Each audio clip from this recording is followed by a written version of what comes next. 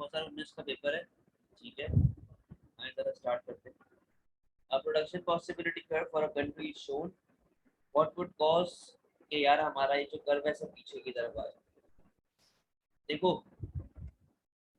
इसका आंसर क्या होगा, जब मेरे पास डिप्लीशन ऑफ रिसोर्सेज होती है, मेरे पास रिसोर्स तबाह हो जाती है, फ्लड आ गए, ये सारी चीजें हो गई, और जब मेरी प्रोडक्टिविटी गिरती है, ये ए सी और डी, इन तीनों से जो है ना मूवमेंट आएगी, यानी कि मैं पीपी पे था ना, तो वो ऐसे मूवमेंट आएगी आगे की तरफ या पीछे की तरफ। सही है, तो इसका आंसर हमारे पास बी है। जब प्रोडक्टिविटी गिरती है तो मेरी औकात गिर जाती है।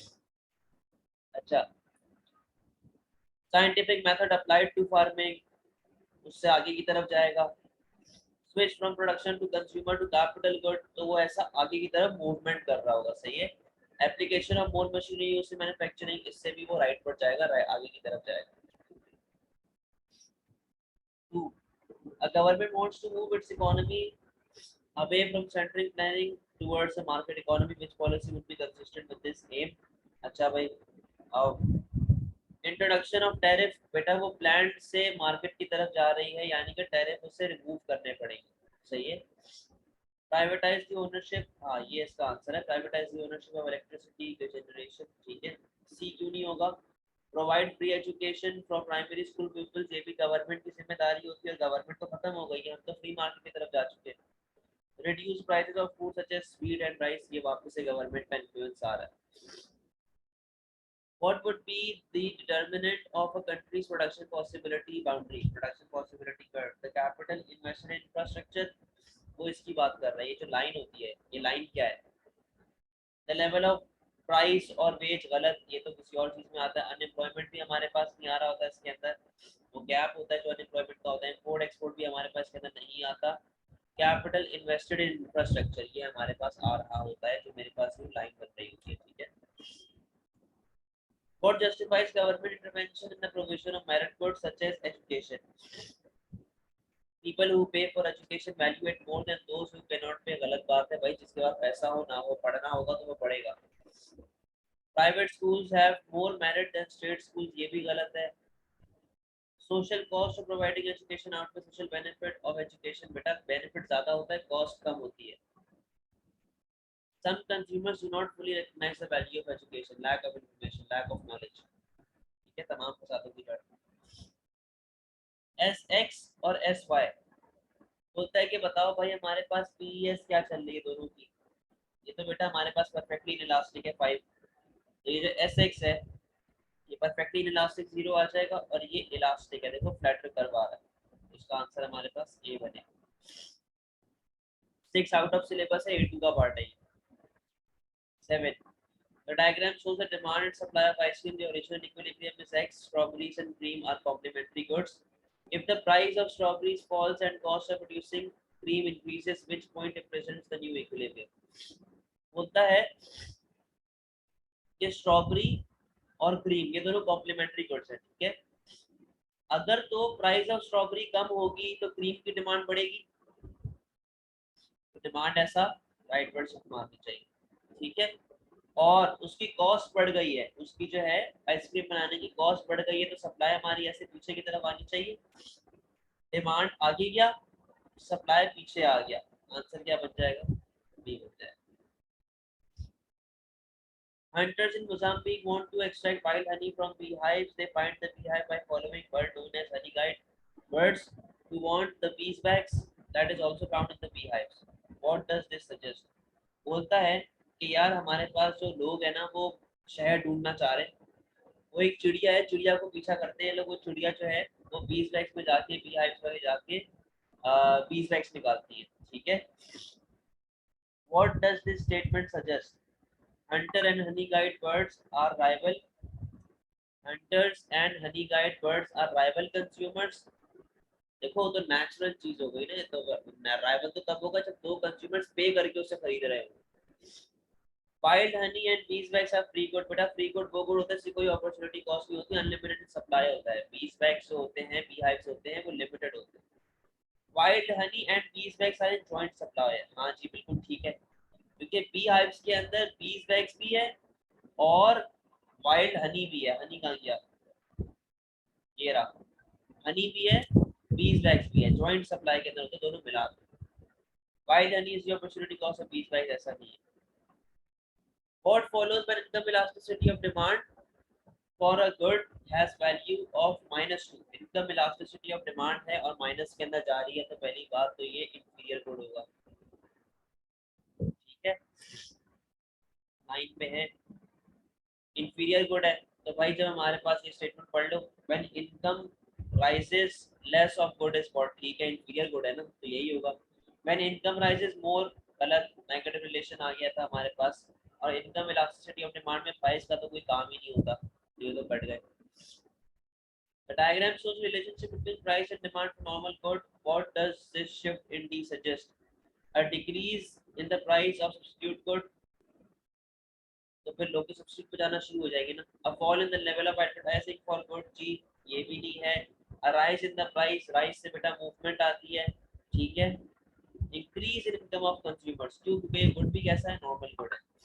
इनकम बढ़ेगी तो डिमांड भी क्या होनी चाहिए, बढ़नी चाहिए। What is most likely to cause an increase in consumer surplus in the market for a normal good?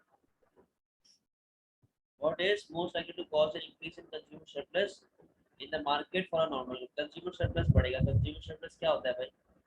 ये ट्रायंगल होता है। जब हमारे पास प्राइस कम होगी तो हमारे पास कंज्यूमर सरप्लस बढ़ जाएगा। अच्छा भाई, आओ जरा 11 को देख लेते हैं।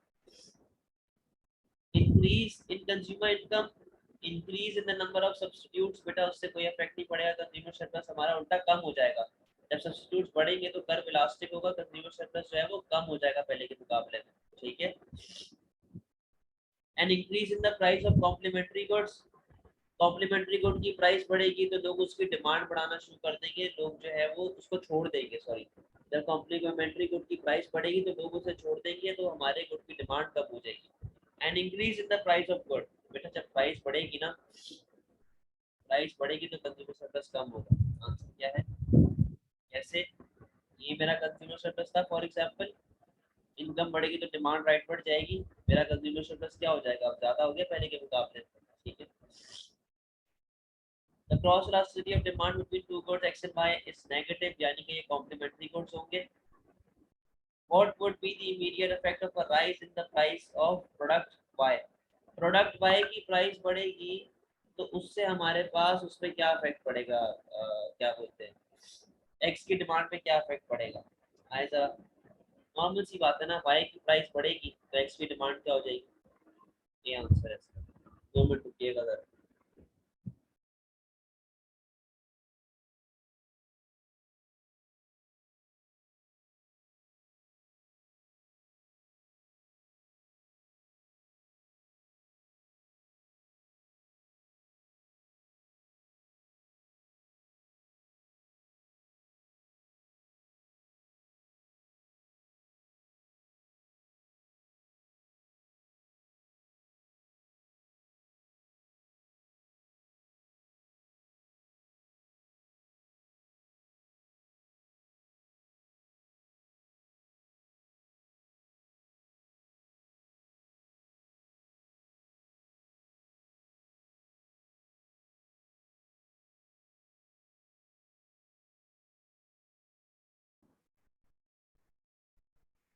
रूटीन पे आओ।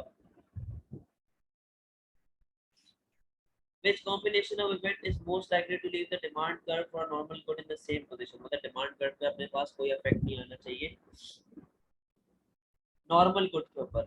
A decrease in the consumer income and increase in the price of substitute। देखो पता है क्या हो रहा है, ये डिमांड था, सही है ना।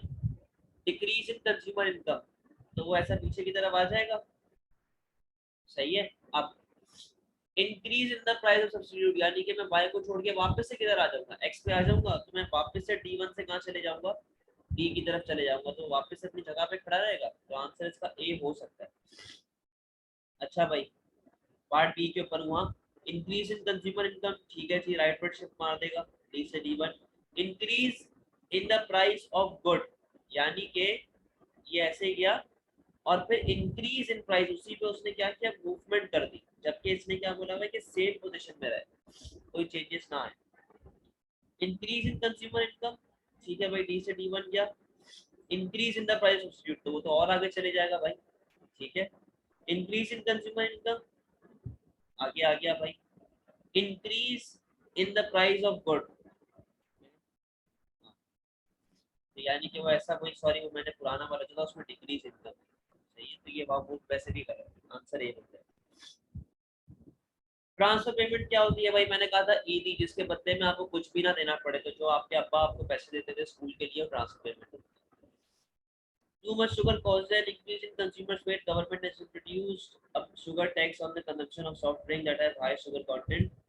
How might this policy help to reduce the number of overweight people? Consumers switch to cheaper brand of soft drink, बेटा soft drink ही खत्म करवानी है ना इन्होंने। Consumers switch to other substitutes such as alcohol or sweets, बेटा मिठास खत्म करानी है, चीनी खत्म करानी है। Price elasticity of demand of soft drink is inelastic, ये कहीं नहीं लिख के दिया हुआ हमें। Tax revenue is spent on education about the dangers, यानी कि ये लोग क्या कर रहे हैं, ये लोग एडवर्टाइजिंग कर रहे हैं, नॉलेज दे रहे हैं। तो मैंने कहा था advertisement is the best policy to solve market failure. A government intends to introduce minimum price for rice, maximum price for heating oil and tax on chewing gum. बेटा minimum price below the equilibrium, above the equilibrium लगती है, maximum price below the equilibrium लगती है, और tax लगेगा, तो उससे भी हमारे पास जो है वो सप्लाई जो है या फिर demand tax, sorry indirect tax है, तो सप्लाई कम हो जाएगी। कौन बेनिफिट करेगा भाई, मार्केट फॉर राइस, राइस के अंदर मिनिमम प्राइस लग रही है अबव द इक्विलिब्रियम, तो प्रोड्यूसर बेनिफिट कर रहा होगा, सी या डी में से कोई एक आंसर है, ठीक है। अच्छा, हीटिंग ऑयल पे हमने मैक्सिमम प्राइस लगाई है, बिलो द इक्विलिब्रियम लगेगा तो कंज्यूमर को फायदा हो जाएगा। च्युइंग गम पे टैक्सेस लगाए तो गवर्नमेंट को फायदा हो जाएगा, आंसर डी है।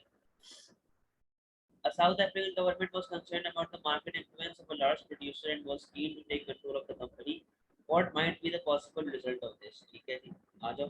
An increase in the role for market, बोलता है कि भाई लार्ज एक प्रोड्यूसर है, वो कंट्रोल लेना चाह रहा है कंपनी का, ये किस तरह, मतलब क्यों हो रहा है, ये किसकी वजह से ये चीज हो रही है।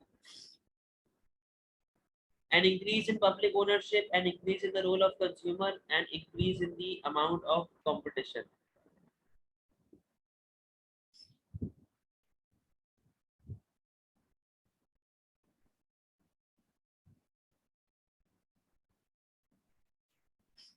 अच्छा,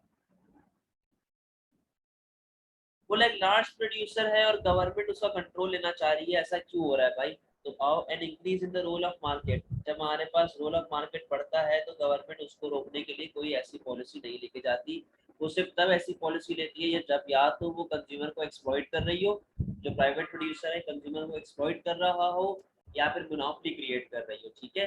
तो अपनी पब्लिक ओनरशिप को बढ़ाने के लिए गवर्नमेंट जो है वो कंट्रोल ले सकती है किसी भी कंपनी का। Increase in the role of consumer, increase in competition, ये दोनों गलत है, कंपटीशन तो गवर्नमेंट देखती नहीं है, और कंज्यूमर का रोल की ऐसी कोई बात नहीं, गवर्नमेंट बोलती है कि भाई कंज्यूमर की नीड पूरी हो, वांट पे हमने कुछ नहीं करना, सही है। 80 what describe regressive tax, regressive tax बेटा गरीब बंदे पे ज्यादा चमाट पड़ती है, अमीर बंदे पे कम चमाट पड़ती है, याद रखना। High income earners pay lower proportion of income in taxes than low income earners, ठीक है, कोई definition.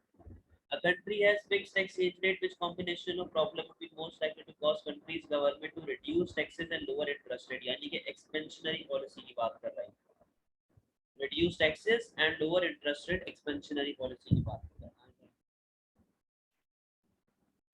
Demand inflation and balance of payment current account deficit, बेटा inflation तो इससे और बढ़ेगी, demand inflation low level of investment और inflation बढ़ेगी।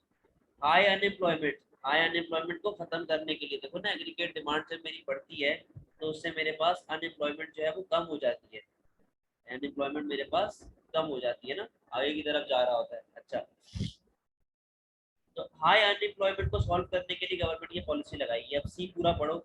And balance of payment current account deficit, बेटा जब मेरे पास टैक्सेस वगैरह कम हो गए, टैक्सेस कम हो गए, इंटरेस्ट रेट कम हो गए, तो उससे एग्रीगेट डिमांड बढ़ने से प्राइस लेवल भी तो बढ़ेगा, प्राइस लेवल बढ़ेगा तो एक्सपोर्ट्स कम होंगे, इंपोर्ट्स हमारे बढ़ जाएंगे, ठीक है। तो ये बैलेंस ऑफ पेमेंट इसे सॉल्व नहीं होगा, क्या चीज सॉल्व होगी भाई, 90, क्यों, लो लेवल ऑफ इन्वेस्टमेंट था, इंटरेस्ट रेट कम करोगे इन्वेस्टमेंट जो है वो आपकी बढ़ जाएगी, सही है। How can a change in consumption that increases unemployment be illustrated on an aggregate demand and aggregate supply curve?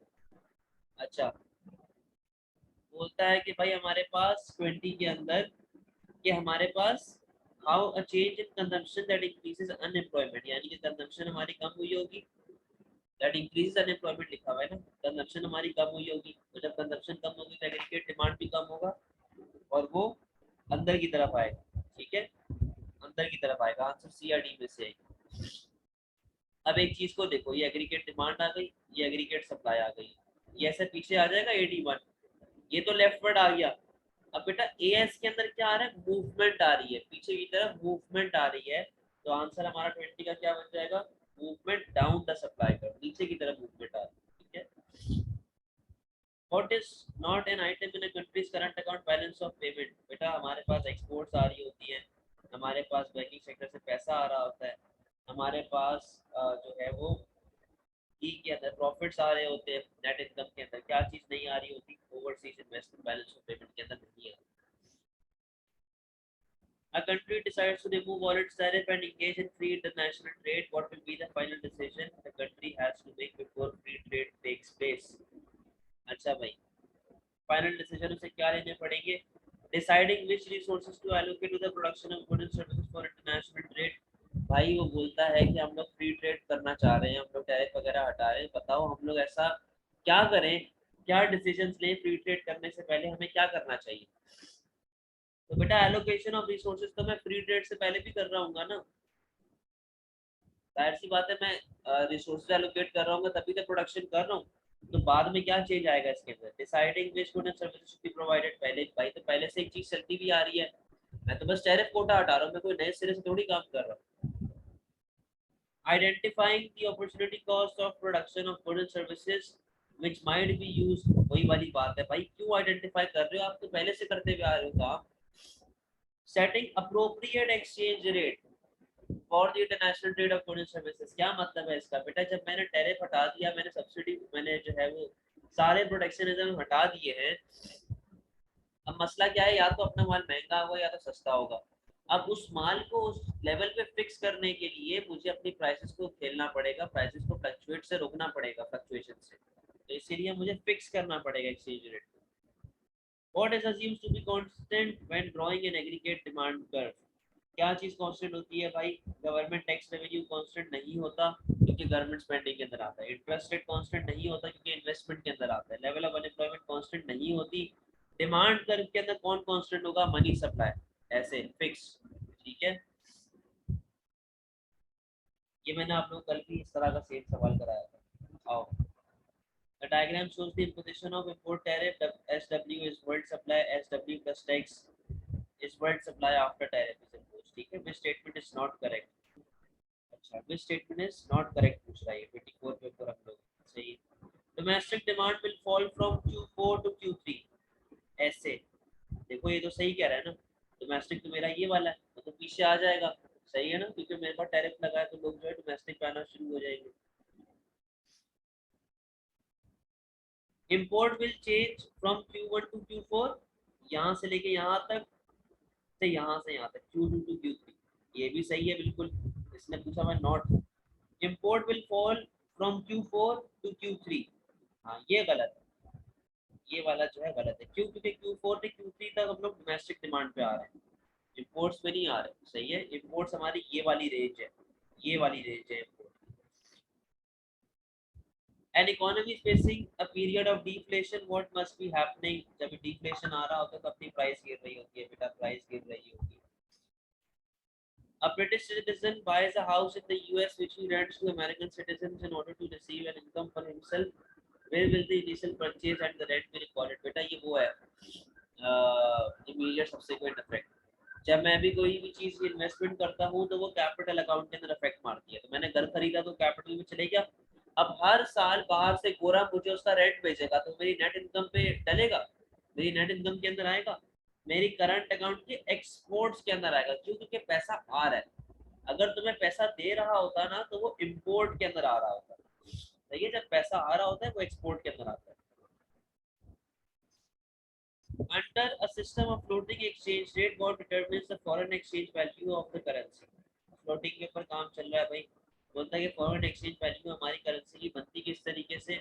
आप इसके अंदर ऑप्शन देखें, overall supply and demand of the market, answer A, क्योंकि फ्लोटिंग है ना, फ्लोटिंग के अंदर government तो होता नहीं, डिमांड सप्लाई पे अपना काम हो रहा होता है।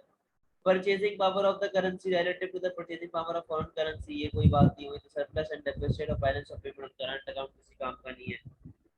Difference between domestic and foreign interest rates, ये भी हमारे किसी काम का नहीं। How a country with balance of trade deficit raises interest rate, interest rate, a country with balance of trade deficit raises interest rate, how may this be helpful to reduce deficit in the short term। अच्छा भाई, interest rate जब उसने बढ़ाया तो मसला क्या हुआ, consumption कम हो गई, इन्वेस्टमेंट कम हो गई, सेविंग बढ़ गई, ठीक है ना। अच्छा, अब बोलता है कि डेफिसिट चल रहा है और डेफिसिट को मैंने सॉल्व करना है। जब इंटरेस्ट रेट बढ़ेगा तो एग्रीगेट डिमांड अपने पास कम होगी, अनएम्प्लॉयमेंट लोगों के पास कम हो गई, लोगों के पास इनकम जो है वो कम हो गई है, तो ना ही हमारे पास हमारा एक्सपोर्ट बढ़ेगा, और इंपोर्ट के ऊपर क्या इफेक्ट आएगा, हमारा इंपोर्ट गिरना शुरू हो जाएगा क्योंकि प्राइस लेवल हमारी कम हो गई है। By reducing the level of aggregate demand, ये आंसर है। यहाँ पे देखो क्या लिखे हुए, by increasing the inflow of foreign direct investment. बेटा इंटरेस्ट रेट बढ़ेगा तो उससे फॉरेन डायरेक्ट इन्वेस्टमेंट आएगी, मैं मानता हूँ, लेकिन जब फॉरेन डायरेक्ट इन्वेस्टमेंट आती है उससे हमारे पास बैलेंस ऑफ ट्रेड पे कोई इफेक्ट नहीं पड़ेगा, वो तो डेफिसिट में है, उसकी तो फटी पड़ी है। लोअरिंग द एक्सचेंज रेट, ठीक है, लोअरिंग द एक्सचेंज रेट आप करेंगे तो उससे मसला क्या होगा, उससे इंटरेस्ट रेट का तो कोई लिंक नहीं है ना, उससे इंटरेस्ट रेट के बढ़ने से उस पर क्या इफेक्ट आएगा एक्सचेंज रेट के ऊपर। By raising the level of domestic capital investment, बेटा इंटरेस्ट रेट बढ़ रहा है, कम नहीं हो रहा, तभी कैपिटल इन्वेस्टमेंट कम होनी चाहिए, यहाँ पे बढ़ा के वो बोल रहा है। इधर आओ, यहाँ पे हम लोग बैठे हुए भाई, government spending on education is likely to have on unemployment, aggregate demand बढ़ेगी जब गवर्नमेंट स्पेंडिंग अपना बढ़ेगा, गवर्नमेंट स्पेंडिंग बढ़ेगा तो उससे हमारे पास इन्फ्लेशन भी राइज होगी और अनएम्प्लॉयमेंट जो है वो अपना फॉल हो जाएगी। 29 का आंसर अपने पास बी, ठीक है, इन्फ्लेशन राइज होगी और अनएम्प्लॉयमेंट, इन्फ्लेशन राइज हो गई और अनएम्प्लॉयमेंट जो है वो कम हो गई, ठीक है। The diagram shows ADAS curve for an economy which policy would reduce the price level from P1 to P2। अब देखो क्या हो रहा है, हमारा एग्रीगेट सप्लाई बढ़ रहा है, एग्रीगेट सप्लाई वाली देख लो क्या क्या हो रही है भाई।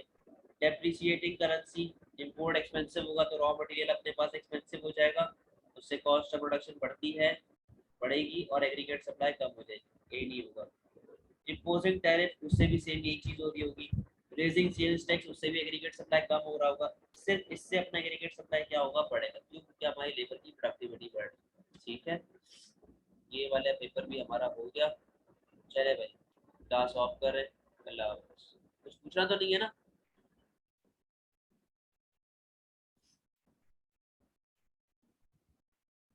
चलो, ओके, अल्लाह।